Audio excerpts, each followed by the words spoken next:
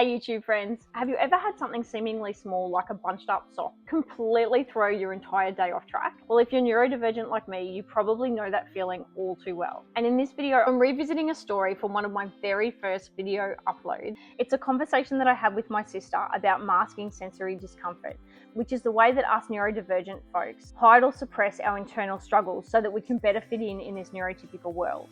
I'll share my own experience of how I've taught myself as an adult just to smile through the discomfort and to get on with my day, even when my nervous system internally feels like it's on complete overdrive. And if you're new here, hey, I'm Mel. I'm an over 40s YouTuber who discovered last year that I have both autism and ADHD. If you're looking for a cozy corner of the internet where you can grow your plant parenting skills and learn all about what it's like living with autism and ADHD, then you've found the right place. So let's dive in and watch one of my very first videos all about sensory discomfort, a simple sock, and autistic masking. My sister asked me a great question the other night on the phone. She said, "What's with autism and socks?" She has a young autistic neighbour who loves going for a walk with her and her dog, but sometimes she doesn't quite make it out with my sister because she can't get her shoes and socks right, and unfortunately that can lead to a meltdown. And my sister said, "So what is the go with that? Because if I had a sock fall down into my shoe and I was at work, I'd just get on with it. I'd get on with my day and I'd wait until I had a break and then I'd fix my sock." And I said, "Well, as an autistic adult, so would I." And I would smile and I'd get on with my day and I'd get my work done. But this is what would happen internally while I was waiting for that break to fix my sock. The sensation would start off in the foot where the sock was scrunched. It would then transition to the other foot and it would start transitioning up my legs. I would feel like I needed to start wiggling my toes and moving my legs. And then the longer that sock needed to stay scrunched in my shoe, the sensation would just continue traveling up my body. I appreciated my sister asking this question because shoes and socks have been such a constant theme in my life for as long as I can remember, making sure that I'm wearing the right shoes and the right socks so that they don't distract me during my day. For many neurodivergent individuals, we're living with what I've heard described as our nervous system dials being turned up. Everything's just that little bit noisier, smellier, busier. What can be considered a minor inconvenience to some people can actually feel really big for someone who's neurodivergent. It's like being constantly tapped on the shoulder while you're trying to get along with your day.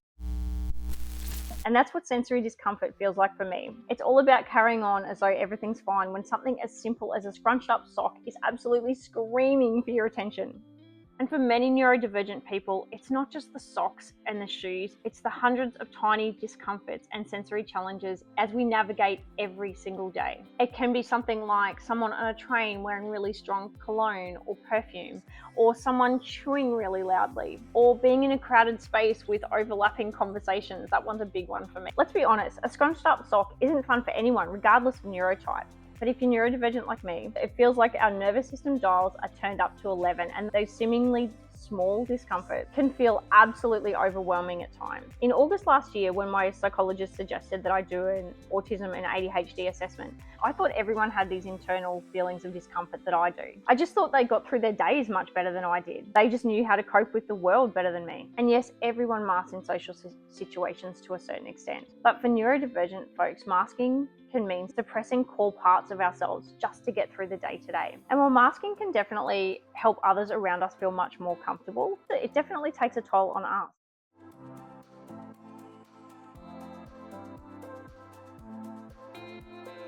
Recognizing and understanding masking has definitely been a massive part of my late diagnosis journey so far. I've had so many aha moments around masking and sensory challenges that's helped me piece together why I felt the way that I have for such a long time. And if this story resonated with you, whether you're neurodivergent yourself or you're supporting a loved one who's also neurodivergent, I'd absolutely love to hear your thoughts and experiences with sensory challenges and masking. Have you ever caught yourself masking to get through a day or a social event? Or maybe like my sister, you've noticed that someone is struggling but don't fully understand why. I would really love to hear your experiences. As always, thank you so much for watching, and until my next video, take care and remember you've totally got this.